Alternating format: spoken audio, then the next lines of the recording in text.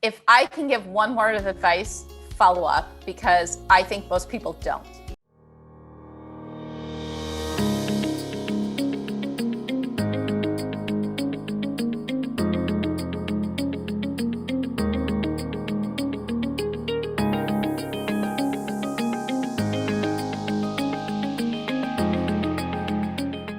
Hi, everyone. Welcome to another episode of Women Worldwide.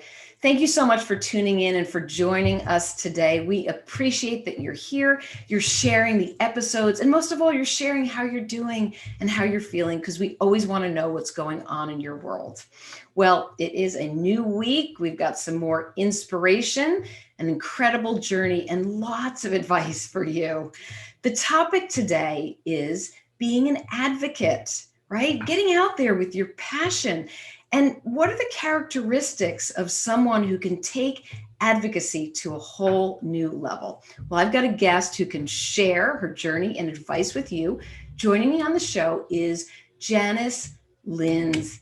And Janice is a consultant. She's an accomplished consultant and advocate for people who are deaf and hard of hearing. She is the CEO. She's also the founder of Hearing Access and Innovations. And this is a leading company helping businesses worldwide for people who are hard of hearing.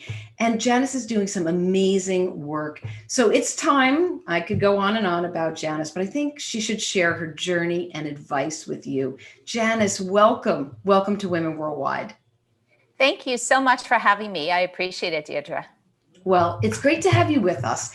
And I always start off asking just a little bit about your journey to raise awareness of hearing loss. It's interesting. My journey started because I have a daughter with a hearing loss, and it wasn't meant to be a business. It wasn't meant to be really much more than our family obtaining the access we needed so we could function. And after doing it and getting good at it, it became a project. And then it became from there a consulting work. I realized people valued what they pay for. And when I shifted from advocate to consultant, they stopped wasting my time when the clock was ticking. Well, you know what? This is wonderful. So you really put your heart out there. It's personal. You have a lot of passion. And what did you recognize? Maybe what did you experience along the way? Some of the good things that surprised you as you did this? I was surprised how many people wanted to put in the access, but they really had no idea what it meant. They thought they were doing the right things, but they just didn't. There was nobody there to explain to them what the right thing was. The ADA in the United States is a federally unfunded mandate with no teeth. So there's a term for people with hearing loss called effective communication. Well, what does that mean? And I love when, legislators create these umbrella terms because things will change so radically. Things don't change that radically, and there is always ability to change the law.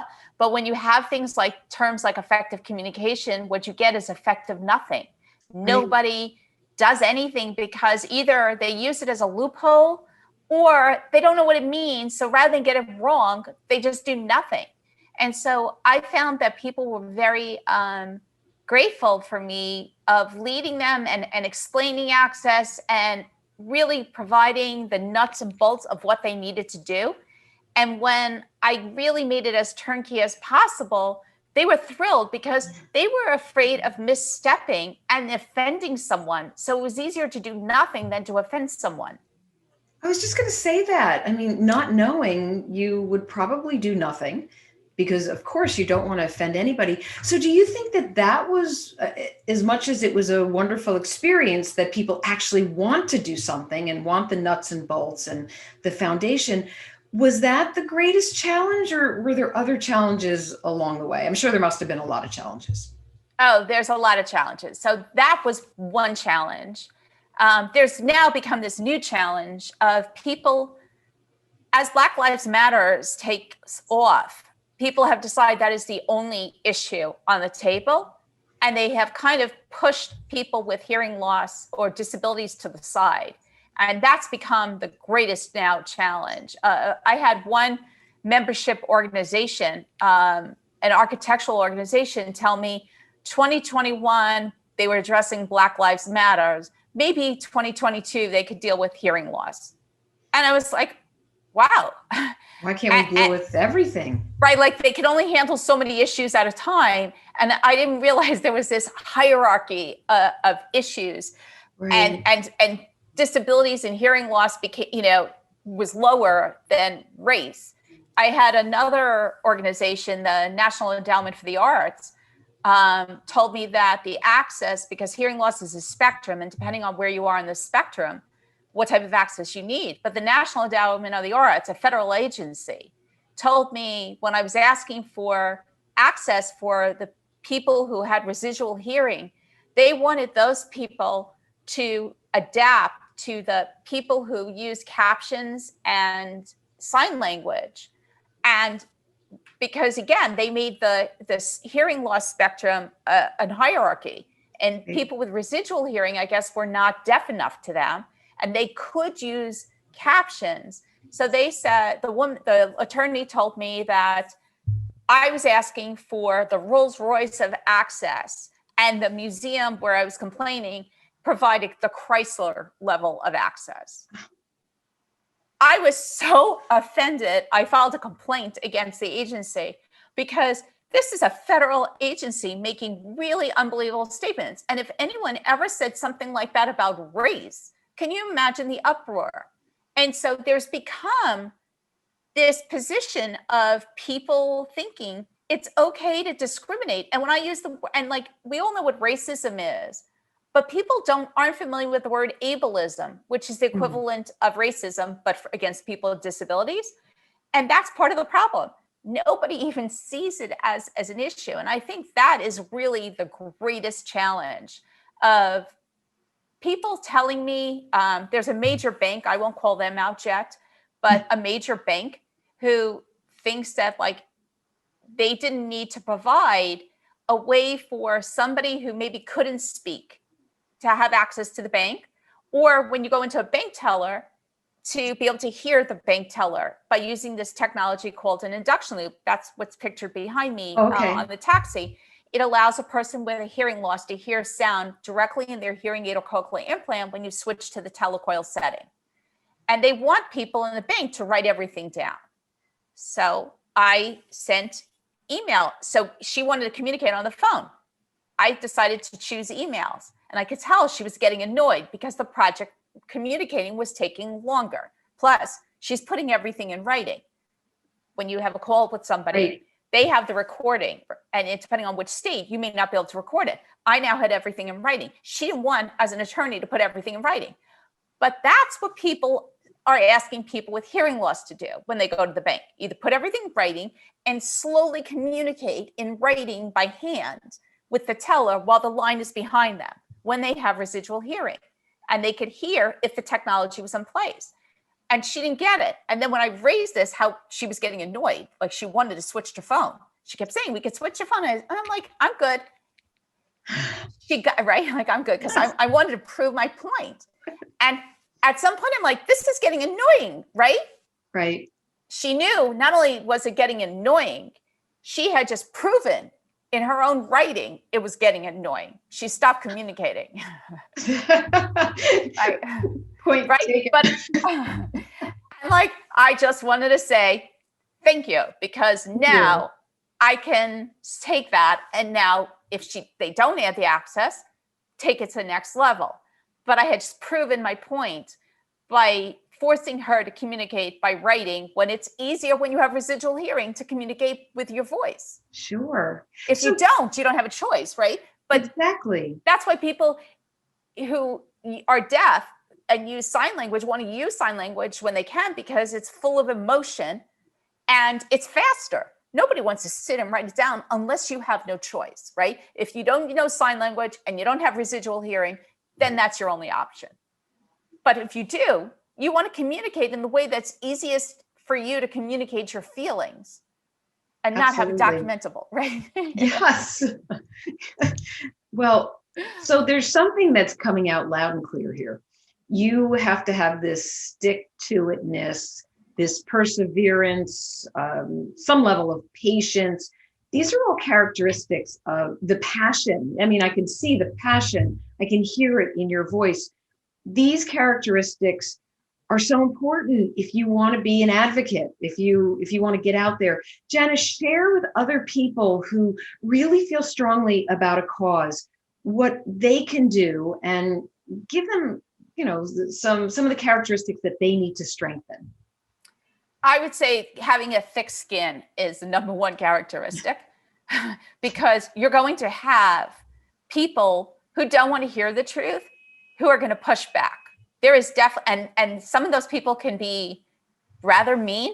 When they send the email saying, we connected you to our lawyer, that's meant to intimidate people. Right. Or that's the perception, right? When you get the email from the attorney, you're like, whoa, like, why are you at the lawyer level?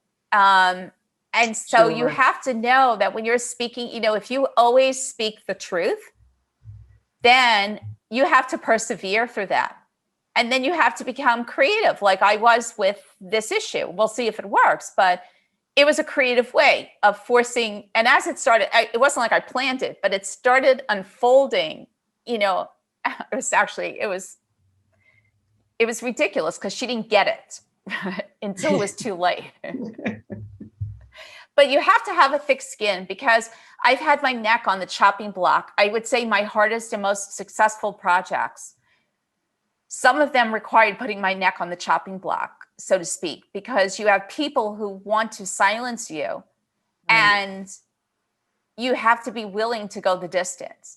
But so you're taking a risk, in a sense. You're taking a risk. You have to take a risk. And then, but as long as you are, doing it in a quote, I want to be really careful because of all the craziness in that's going on in this country, in a nonviolent, peaceful way, right?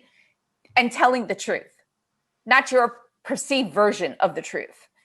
And I want to be clear about that. Yes. We all have confirmation bias. Right. But because those three qualities make a difference, right? If you're factually telling the truth, and what are they going to do with you? They can't sue you for slander or defamation because you're saying the truth. Right. This is factually what happened. So you have to, be really prepared, though. But I will say some of the hardest projects where I put my neck on the chopping block, so to speak, and then they had successful outcomes, were the most satisfying successes. And also the ones people wanted to take credit, other people wanted to take credit for. Right. Right. Of course. And that's, to me, the real sign when you are successful is when other people try to take credit for your accomplishments. That's when you really know you've hit, you've done well. You've raised it. You've raised the bar. You sort of upped it a notch. What about the people around you?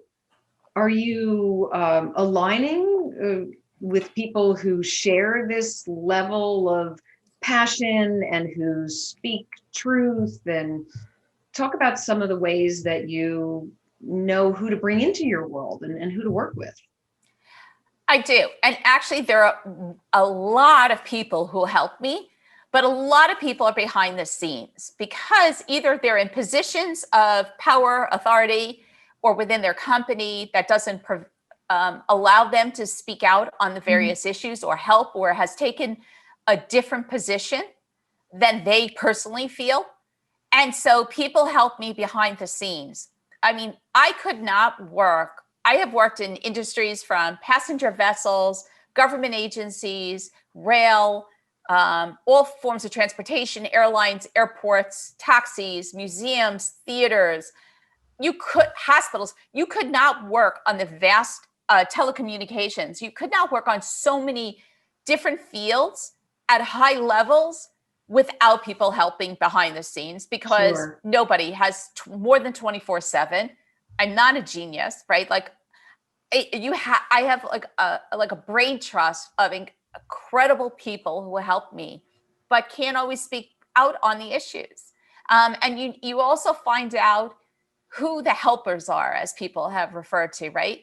Who the people who you can turn to for insight, information, the backstory or the history of a topic, who will say, of course, this is off the record. And once you develop a reputation of never throwing people under the bus, people are You get more really people willing who to help. help you, right? Sure. Because there are people who help me develop captioning standards or the cell phone, understanding how to buy a cell phone when you have a hearing loss. They review documents. I've never revealed who it is. Frankly, at this point, I don't even remember. The best part about having a bad memory is after a while you forget anyway. So Yes. it's not an issue to not reveal. I don't remember who it was, but you know who the people you can go to, and they know you, and they return phone calls, and that is key. Is being the person who people return your phone call, and that's who I am. They return my phone call. No, that's really good. Janice, share biggest aha moment that was your greatest learning moment. If you could just pick one. I can't say it's the greatest, but one of the aha moments was when Karen Peltz Strauss, who wrote a book about the FCC telecommunications industry, and she had told me, I hope I'm not sharing this out of turn, she wrote the book because she had been so involved from the start and had made these incredible accomplishments. And people started taking credit for her work. And she would be in meetings where somebody would convey a story about what they accomplished. That was her project. And she was in the meeting. And it was like, it was like playing the game telephone. Right. And absolutely insane, right? So she wrote the book to document it so people would stop doing that.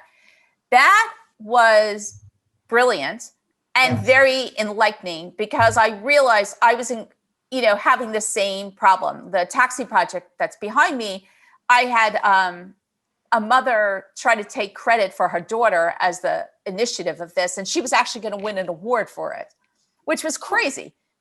I invited her to a presentation where she gave like a 2-minute talk, and suddenly she was the founder, and the head of the Taxi Limousine Commission had no idea who this girl was, and she's winning an award for it. And you hate to take it from a 12-year-old, but that was like unacceptable. Right? So my question to you is, where's your book? Well, I haven't written the book, but what I have done was it's in progress. But I haven't written the book because I keep then starting another project, and I'm more excited about the project than actually writing the book. But what I did start doing is writing articles. Okay, that's good. To get and doing press like this, where I can do podcasts, press, write articles to document the stories in the interim until I finally write the book. Oh, I think you're going to write that book, Janice. to prevent this from happening, from people taking credit for the work. And also, it not only prevents it, but it also ensures that the access remains. So someone had told me once that doing press was very, I always felt it was very self-aggrandizing, like it was all for my ego, but it's not. What it does is it documents what you're doing, and it helps propel you forward because you build a subject matter expertise. And that's a great point. And so for me, that combination of documenting it and then also understanding the power of the press and the media to as my professor had said to me, it was basically, I could do more with less work by maintaining press. Right. Those relationships. And writing articles, speaking, getting quoted and doing speaking engagements. So by doing all of that, it was easier to get more work. So that combination of those two things became the aha moment. Absolutely. Sorry for a long answer. Oh, no, that was a great answer. I think it was really good. So with everything that you're doing, and it's a lot, and the book percolating inside of you, how do you stay focused? I mean, I know there's nothing that could contain your passion, so I won't ask you about motivation, but what about focus? How do you stay focused every day? By having a lot of projects. You know how the gross national product has a basket full of products? Yes. I have a basket full of projects. It's the same thing. You know how, like, because you have the GMP, if like in case wheat goes up or fruit goes up or oil, you need all of the things to make sure you're not misjudging of the economy, right? Right. It's the same idea for my projects. If you have projects in transportation, projects in museums, project in media, or project in telecommunications, When one stalls, you shift to the other one. And it could stall because maybe there's a new local administration, like a new commissioner. It could be because there's a new president. And so like for the past 4 years, administration. Right. You have to know when to hold. So for example, when President Trump was in place, I didn't want him to change anything I had accomplished. So I kept quiet, which was hard. So I couldn't accomplish things in the United States because people knew you couldn't file a Department of Justice complaint. You were kind of stalled. Right. So what I did is I shifted internationally, and I started working in other countries who had, didn't have the crazy we had in the United States. And so by working on those projects and moving those forward, it ultimately helped me now when we have a new president, because now I have this global expertise that I help fine tune much more. Absolutely. That I'm now using into my comments. And I also was spent the last 2 years pre-pandemic traveling. I'm also traveling to every country in the world. Yes. And so I documented the hearing access that I'm now incorporating into my federal comments.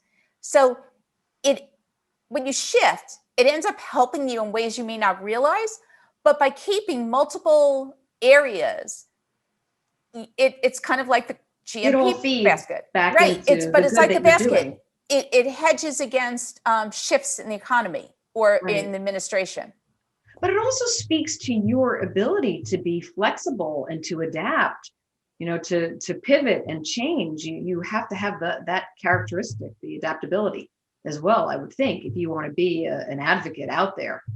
So yes, it's critical. And I think being a traveler helped because, every time your plane's canceled or there's a fire, a volcano eruption, an outbreak or something, you have to learn to pivot. So I think from traveling, I learned oh, okay, but even then with my travels, I have a basket full of frequent flyer points from different companies. And so if I have to shift, I can go to a different program within my basket. So it's always having options and being, by having the tools you need, it enables you to shift and pivot. The art of the shift and the advocate. Writing that one down. I like that. The art of the shift and the advocate. Janice, I'll tell you, I can't even believe that I'm going to ask you the question for your parting advice. This has just been such a great conversation. But if you would, can you share some parting advice with women worldwide? Let everybody know how they can take their dreams, their goals, their passion, their advocacy to a whole new level. Follow up. If I can give one word of advice, follow up, because I think most people don't. And Vernon Jordan, who just passed away, taught me a great piece of advice about this. I wanted his help on a project, and he's this incredible civil rights advocate, and I wanted to have a meeting with him. And so I contacted him, and after the fourth contact, he responded. And when I met with him, he said to me, I wait to see if someone will follow up, because if they don't follow up, it's clearly not that important to them. And my time is valuable. And I'm paraphrasing it, but he wants to see whether they view it as important for him to spend his time, because he's not going to waste his time on something unimportant. And he said, you contacted enough, but not to the point of annoyance. And you let the amount of time between the calls, just enough time. And I thought that was incredible. And my mother has always said to me this phrase, like in golf, life is like golf. Everything's in the follow through. So many people send the first email, they don't get a response, and they go, oh well, that's it. No, you have to follow up. And if for example, it's going to be a hard project. Like this is someone who doesn't want to follow through. I'm not talking about like someone who just is busy, because then you send a gentle reminder. Sure. But when it's becoming clear, like they're against doing what you want, then I start numbering in the subject line how many emails it is, because then they know you're keeping track for a potential complaint, and it carries more weight. I once won a very small little case when I practiced law on this because I had to call the DA's office 10 times and the judge was so furious because I wrote 10 times in the subject line. He threw it out. And I actually think my client was guilty and I wasn't really happy about it, but I was happy to win. That's why I don't practice law anymore. That case was pretty much it. I was like, I won, should be happy, but I think my client is guilty. but I number the subject line and I'll write third request, second, fourth request, fifth request. And they know you're keeping track at that point. And, it doesn't look great in a complaint where you send and you're up to like 40 complaints or 20 complaints, right? And someone hasn't had the courtesy of responding. Right. Yeah. It looks bad. And so that it gets responses. It works. It does work. Well, that was great advice. Follow up, and it's all in the follow through. Janice, last question, and it is super easy. Where can people find out more about you and all of the great work you're doing? So my advocacy work is on janicelintz.com. And my consulting work is on hearingaccess.com. And of course, LinkedIn. Excellent. Thank you so much. Thank you for being such an inspiration and for sharing your journey and really good advice. So it's just a pleasure having you on the show. Thank you so much for having me. This was so much fun. Thank you. And to all of you, thank you for tuning into Women Worldwide. And please keep the conversations going and the feedback coming. You know where to find me. You can always connect with me on LinkedIn or I'm on Twitter. I'm at Dee Breckenridge, so you can find me there. Okay, friends, until our next episode, stay focused, energized, and feeling empowered. Thank you.